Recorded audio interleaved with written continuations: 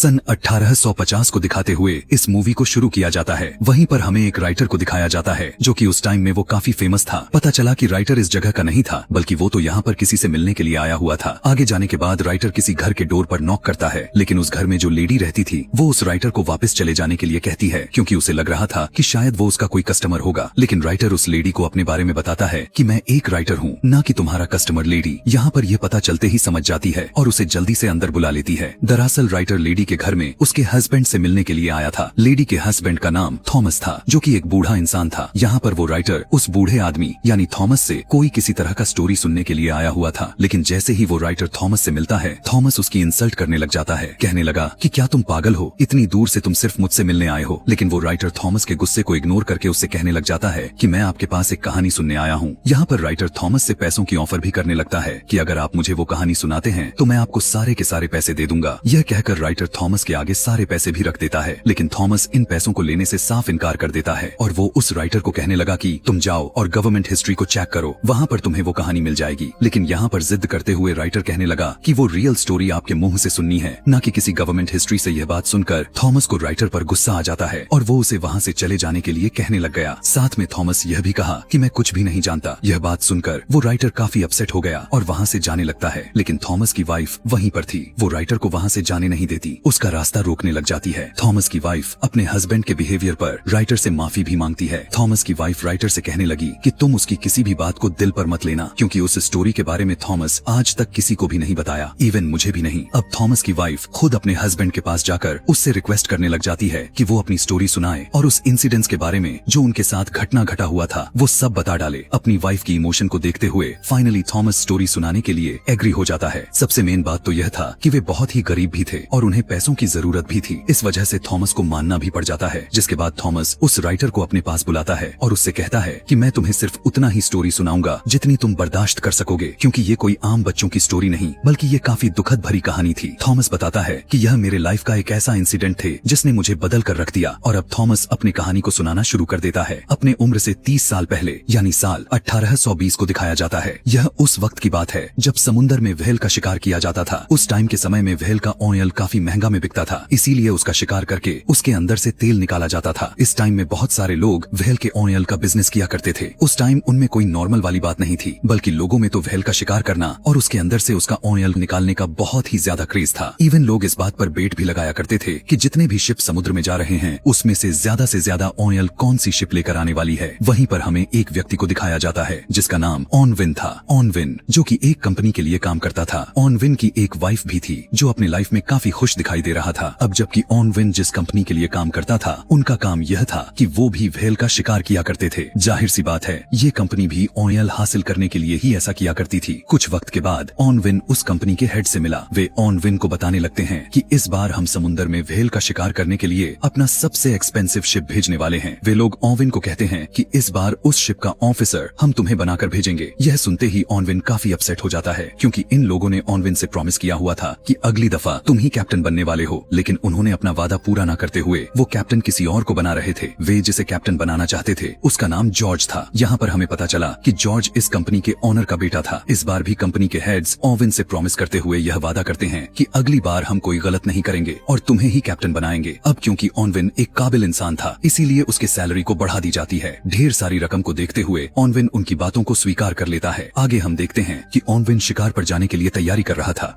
यहाँ पर देखते हैं कि ऑनविन की वाइफ उसके जाने पर बिल्कुल भी खुश दिखाई नहीं दे रही थी। वो ऑनविन से कहने लग जाती है कि तुम मुझसे प्रॉमिस करो कि तुम जल्द से जल्द बिल्कुल सही सलामत तरीके से मेरे पास आओगे। ऑनविन की वाइफ उसे एक लॉकेट भी पहना देती है ताकि ऑनविन को उसका ये प्रॉमिस याद रहे। इसके बाद हमें वही लड़का जॉर्ज को दिखाया जाता है जो शिप का कैप्टन था। वहाँ पर जॉर्ज का फादर को भी दिखाया गया, जहाँ पर जॉर्ज का फादर अपने बेटे से कहने लगा कि बेटा जाओ और कामयाबी को हासिल करके ही वापस आना। फिर सभी लोग जिन्होंने शिकार पर जाना था वो सारे के सारे एक जगह पर आकर इकट्ठा हो जाते हैं। उन लोगों को भेजने के लिए वहाँ पर सिटी के काफी लोग भी आए होते हैं। वहीं पर हमें एक यंग लड़के को दिखाया जाता है जिसका नाम थॉमस था। जी हाँ, बिल्कुल हम सही सुन रहे हैं, ये वही यंग थॉमस है जो बूढ़ा लाचार होकर अभी हमें कहानी सुना रहा है। यहाँ पर थॉमस शिकार के लिए समुद्र में पहली बार जा रहा था। उसी शिप में ऑनविन के बचपन का फ्रेंड भी था और उसके और भी बाकी के फ्रेंड्स के साथ साथ उनके साथी थे। इसके बाद ऑनविन और कैप्टन जॉर्ज एक दूसरे से मिलते हैं और यहीं से उन दोनों में अड़चन शुरू हो जाती है, या कहें कि उनमें नोक झोंक चलने लग जाती है, क्योंकि ऑनविन पर कैप्टन होने का रोब जॉर्ज जमाए जा रहा था, लेकिन ओवेन तो सुनने के अलावा कुछ भी तो नहीं कर सकता था क्योंकि जॉर्ज कैप्टन था और उसे उसके अंडर ही काम करना होगा। फिर ये लोग अपने सफर पर चल पड़ते हैं, लेकिन थोड़ी ही दूर गए ही थे कि पता चला कि शिप में कुछ खराबी आ गई है। ऐसा फील हो रहा था कि जैसे शिप एक ही जगह पर फंसकर रुक गया हो, लेकिन यहाँ पर ओवेन अपने स्किल्स इस्तेमाल करके उस काम को बहुत ही अच्छे तरीके से हैंडल करता है। अब जाहिर सी बात है ओवेन ऐसा इसलिए कर पाया क्योंकि वो बहुत ही ज्यादा एक्सपीरियंस था, लेकिन कैप्टन जॉर्ज जो था वो ऐसा कुछ भी नहीं था। मतलब कि ये कि उसमें कोई भी ऐसा स्किल्स वगैरह नहीं थी। इसीलिए जब वो ओवेन की स्किल्स और उसके एबिलिटी को देखता है तो वो उससे जेलस हो जाता है और इसी बात का बदला रात के टाइम डिनर करते हुए लेता है। यहाँ पर जॉर्ज ओवेन की काफी इंसल्ट करता है कि तुम गरीब हो और तुम सिर्फ एक फार्मर के बेटे हो। अब क्योंकि ओवेन से इंसल्ट बर्दाश्त नहीं होता और वो कुछ कर भी नहीं सकता था, इसीलिए वो वहाँ से उठकर चला जाता है और अपने साथियों से कहता है कि कल सुबह हमें जल्दी से उठना है। उस शिप पर हम यह बात नोटिस कर पाते हैं कि उस शिप पर गरीब लोगों को ज्यादा इंपॉर्टेंस नहीं दी जाती थी, बल्कि उन्हें हमेशा छोटा ही समझा जाता था। अगले दिन जॉर्ज फिर से ओवेन को ऑर्डर लगाने लग जाता है और ना चाहते हुए भी ओवेन को जॉर्ज का ऑर्डर मानना ही पड़ता था। लेकिन तभी ओवेन का ध्यान एक समुद्री तूफान पर जाती है। यही बात वो जॉर्ज से शेयर करता है कि आगे समुद्री तूफान है, हमारे लिए खतरा है, इसीलिए हमें शिप को वापस मोड़ लेना चाहिए। लेकिन जॉर्ज ओवेन की बात कहाँ मानने वाला था और शिप को तूफान में ले जाने का ऑर्डर दे देता है। और जब वो लोग तूफान में एंटर करते हैं तो वो लोग वहाँ पर फंस जाते हैं। तूफान में ओवेन चिल्लाए जा रहा होता है कि शिप को वापस मोड़ लिया जाए जल्दी से, लेकिन जॉर्ज अभी तक अपने जिद पर ही अड़ा हुआ था और वो शिप को और भी तूफान के अंदर लेकर जाने लग जाता है। ऐसा करने से उनके लिए काफी खतरा था, उनकी जान के खतरे के साथ शिप के डूबने का खतरा था, लेकिन किसी तरह करके वो तूफान से बाहर आ जाते हैं। इसके बाद जॉर्ज ओवेन को कहता है तुम सबके सामने मुझसे सॉरी कहोगे और हम शिप को वापस अपने आइलैंड पर लेकर जाएंगे। इसका मतलब है कि हम व्हेल के शिकार के बगैर ही यहाँ से वापस चले जाएंगे। लेकिन यहाँ पर ओवेन जॉर्ज को काफी समझाने की कोशिश करता है कि देखो, सिचुएशन को समझने की कोशिश करो, हम शिप को खाली हाथ ही नहीं मोड़ सकते क्योंकि ये बहुत सारे लोगों की जिंदगियों की सवाल है। वो लोग हमारा इंतजार कर रहे हैं कि हम तेल लेकर ही वापस लौटेंगे। किसी तरह से बातों में लाकर ओवेन जॉर्ज को राजी कर लेता है, इसीलिए वो लोग वापस जाने की बजाय अपने सफर के लिए आगे बढ़ चलते हैं। इसके बाद हमें इस सीन को सीधा शिफ्ट करके 3 महीने बाद का सीन को दिखाया जाता है और वो लोग एक ऐसी जगह पर पहुंच जाते हैं जहां पर बहुत सारी व्हेल मिल जाती हैं। वो लोग व्हेल का शिकार करने के लिए अपने अपने बोट्स पर चले जाते हैं कि तभी ओवेन एक व्हेल पर अटैक कर देता है और वो व्हेल पहले तो बचने की काफी कोशिश करती है, लेकिन फिर वो मारी जाती है। बाद में वे सभी लोग उस व्हेल को शिप पर ले आते हैं और सभी लोग मिलकर उसका तेल निकालने लगते हैं। यहाँ पर पता चला कि उस व्हेल के अंदर किसी को भेजकर उसका तेल निकालना होता था और क्योंकि थॉमस साइज में काफी छोटा था, इसीलिए ओवेन थॉमस को व्हेल के अंदर भेजता है। फिर इन्हें पहली शिकार किए हुए उन्हें काफी दिन गुजर जाती है, लेकिन अब उन्हें कोई भी शिकार नहीं मिल रहा था और मुसीबत की बात तो बढ़ती चली जा रही थी कि उनके खाने का सामान भी खत्म होता जा रहा था। अब क्योंकि वो लोग ज्यादा आगे तक नहीं गए हुए थे, इसीलिए वो बीच में एक आइलैंड पर रुक जाते हैं। वहीं पर वो लोग एक दूसरे कैप्टन से मिलते हैं और वो भी व्हेल के शिकार के लिए ही वहाँ पर आए हुए थे। वो सब उस आदमी से मिलते हैं और वो उन लोगों को अपने शिकार की आखिरी कहानी के बारे में बताने लग जाता है।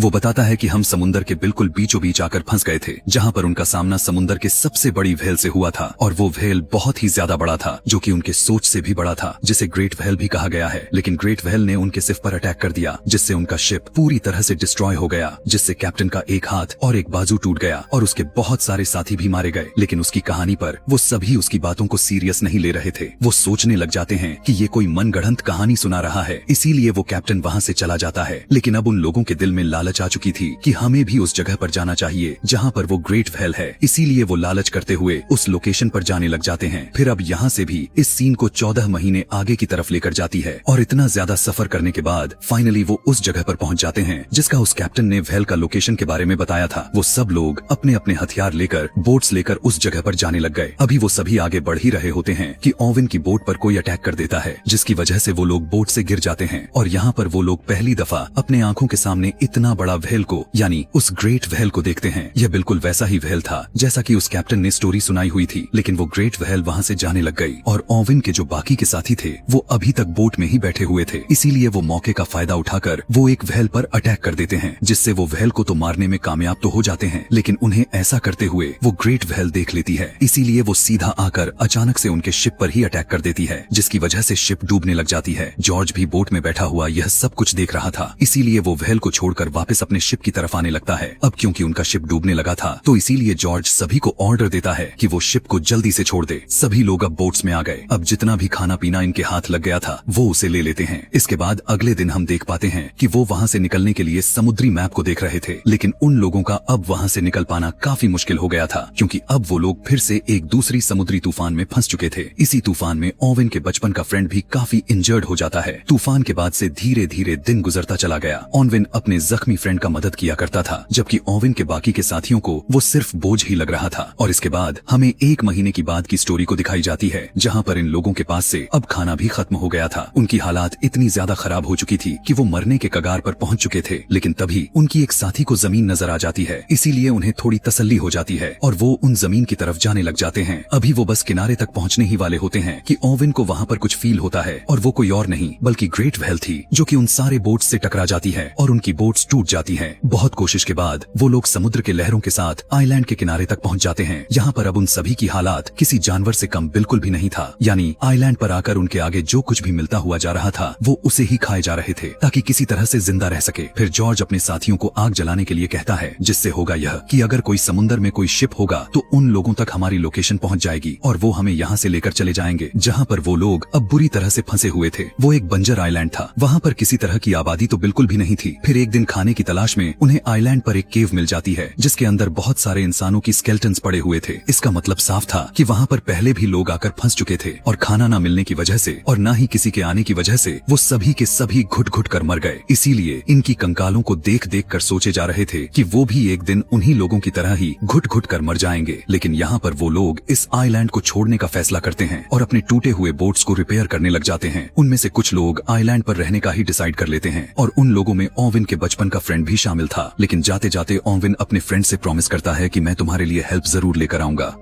फिर हमें इसके बाद 48 दिन के बाद की कहानी दिखाई जाती है और उन लोगों का अब काफी बुरा हाल हो चुका था। खाए पिए बगैर वो लोग बहुत मुश्किल से ही जिंदा रह रहे थे। और फिर हमें दिखाया जाता है कि उनका एक साथी को कुछ न मिलने यानी भूख की वजह से मर जाता है। तब ओवेन का एक फ्रेंड उसकी डेड बॉडी को समुद्र में फेंकने वाला था, लेकिन बहुत ही दुखद के साथ वो लोग काफी अजीब चीज डिसाइड करते हैं। वो डिसीजन लेते हैं कि हम इसे फेंकेंगे नहीं बल्कि हम इसे खाएंगे। अब क्योंकि ऐसा करना तो उनके लिए काफी मुश्किल होने वाला था, लेकिन इसके अलावा उनके पास कोई और भी ऑप्शन भी तो नहीं था। सभी लोगों के रूह कांप उठे थे, लेकिन जिंदा रहने के लिए उन्हें कुछ तो करना ही था, क्योंकि वो सभी एक ऐसी सिचुएशन में फंसे पड़े थे कि वे बिल्कुल बेबस लाचार हो चुके थे। इसीलिए ना चाहते हुए भी वो सभी अपने उस फ्रेंड को खाना शुरू कर देते हैं। और यहाँ से सीधा कहानी वापस से प्रेजेंट टाइम में आ जाती है, जहाँ पर हमें बूढ़ा थॉमस दिखाया जाता है। यहाँ पर यही सब सोच सोच कर थॉमस काफी दुखी हो चुका था कि हमें अपने ही साथी के डेड बॉडी को खाना पड़ा था। लेकिन तभी ओवेन की वाइफ भी वहाँ पर रोते हुए आ जाती है। वो अपने हस्बैंड की दुख भरी कहानी को सुनकर और भी ज्यादा दुखी हो चुकी थी। फिर वो थॉमस को कहती है कि वो अब हमें यहाँ से आगे की स्टोरी सुनाए। फिर उसी इंसिडेंट के बाद हमें 1 महीने के बाद का सीन दिखाया जाता है, जहाँ पर ये लोग अभी तक भी समुद्र में फंसे पड़े थे और वहीं बीच समुद्र में भटक रहे थे। अब क्योंकि दोबारा से भूख की वजह से उनका काफी बुरा हाल हो चुका था, इसीलिए वो मजबूर होकर अपने आप को सर्वाइव करने के लिए आपस में ही एक गेम खेलते हैं, जिस गेम में अगर कोई हार जाता था तो उसे मार दिया जाता था और बाद में वो सारे साथी मिलकर उसे खा लेते थे। यहाँ पर ये नजारा इतना दर्दनाक हो चुका था कि किसी का भी रूह कांप उठता। ऐसा ही गेम चलता रहा, लेकिन इसी गेम में एक दिन कैप्टन जॉर्ज हार जाता है। जॉर्ज अपने कजन को गन देते हुए कहता है कि तुम मुझे शूट कर दो और मुझे मार डालो, लेकिन जॉर्ज का वो कजन उसे शूट करने की बजाय अपने आप को ही मार लेता है और बाकी लोग मिलकर उसे खा लेते हैं। फिर एक दिन एक बार फिर से वही ग्रेट व्हेल दिख जाती है। उसे देखकर ओवेन उस व्हेल पर अटैक करने ही वाला था कि तभी ओवेन उस व्हेल का आंख देख लेता है। इसीलिए ओवेन उस व्हेल पर अटैक नहीं करता और वो भी वहाँ से चली जाती है। फिर काफी दिन के बाद एक दूसरी शिप दिखाया गया और उस शिप पर सवार हुए लोग उस बोट को देख लेते हैं, इसीलिए वो लोग उनकी हेल्प करते हैं। और शिप का कैप्टन यह देखता है कि बोट में इंसान के कंकाल पड़ी हुई हैं, तो वो काफी दंग रह जाता है। और वो बोट जिसमें ओवेन के साथ थॉमस था, वो तो दूसरी बोट से अलग हो चुके थे। ओवेन और थॉमस का काफी बुरा हाल हो चुका था। वो घुट घुट कर भूख की वजह से मर रहे थे। लेकिन तभी थॉमस की नजर एक शिप पर पड़ती है और वो उस शिप को बुला लेते हैं और फिर इस खतरनाक सिचुएशन से बाहर निकल जाते हैं। यहाँ पर अब फाइनली उन लोगों को बचा लिया जाता है और कुछ दिनों के बाद उन्हें उनके घर पर लाया जाता है, जहाँ पर सिटी के लोग उन लोगों को देख देखकर काफी हैरान रह जाते हैं, क्योंकि उन्होंने तो एक्सपेक्ट किया हुआ था कि ये तो कब से ही मरकर खत्म हो गए होंगे। वहीं पर ऑनविन की वाइफ भी ऑनविन की वेट कर रही थी। दोनों पास आकर गले लग जाते हैं। फिर उसी दिन ऑनविन और थॉमस मिलते हैं, जहाँ पर ऑनविन थॉमस को निशानी के तौर पर अपने वेलपीन को दे देता है। इसके बाद कंपनी के लोग ऑनविन और जॉर्ज को बुलाते हैं उनसे स्टोरी सुनने के लिए, जो उनके साथ समुद्र में हुआ था। अब क्योंकि उनकी बातों पर बिलीव करना तो इम्पॉसिबल के बराबर था, इसीलिए ऑनविन वहाँ से जाने लगता है। ऑनविन जाते जाते जॉर्ज को कहता है कि तुम अपने कैप्टन होने का फर्ज अदा कर दो, इन्हें सब कुछ सच बता दो। पहले तो जॉर्ज झूठ बोल रहा था, लेकिन फिर वो सारी बातों को सच सच बता देता है। लेकिन कंपनी के लोगों को अभी भी यह सब कुछ झूठी और मनगढ़ंत कहानी ही लग रहा था। इसके बाद हमें फिर से ऑनविन को दिखाया जाता है। अब क्योंकि ऑनविन को एक नई जिंदगी मिली थी, इसीलिए वो अपने नए लाइफ को बहुत ही अच्छी तरीके से स्टार्ट लेता है। और वादे के मुताबिक उसने उस बंजर आइलैंड पर, जहाँ से वो अपने दोस्त को छोड़कर आया था, वहाँ पर बोट भी भेज देता है। लेकिन काफी देर हो जाने की वजह से उसका फ्रेंड राह देखते देखते मर चुका था। और यहीं पर थॉमस की कहानी कंप्लीट हो जाती है। कहानी सुनने के बाद थॉमस उस राइटर से पूछता है कि क्या तुम इस कहानी को दुनिया के सामने लेकर आओगे? जवाब में राइटर कहने लग गया कि जी हाँ, लेकिन मैं इस स्टोरी में एक ऐसा मोड लाऊंगा जो कि रियल इंसिडेंट पर बेस्ड होगी। इसके बाद हमें काफी महीनों के बाद का सीन दिखाया गया, जहाँ पर हम देख पाते हैं कि उस राइटर ने बुक को लिख दी थी और वो काफी फेमस भी हो चुका था। और इसी के साथ ही यह सर्वाइवल कहानी यहीं पर खत्म हो जाती है। ऐसे ही और भी मूवी एक्सप्लेनेशन वीडियोस देखने के लिए कमेंट में नेक्स्ट लिखना ना भूलें। Thanks for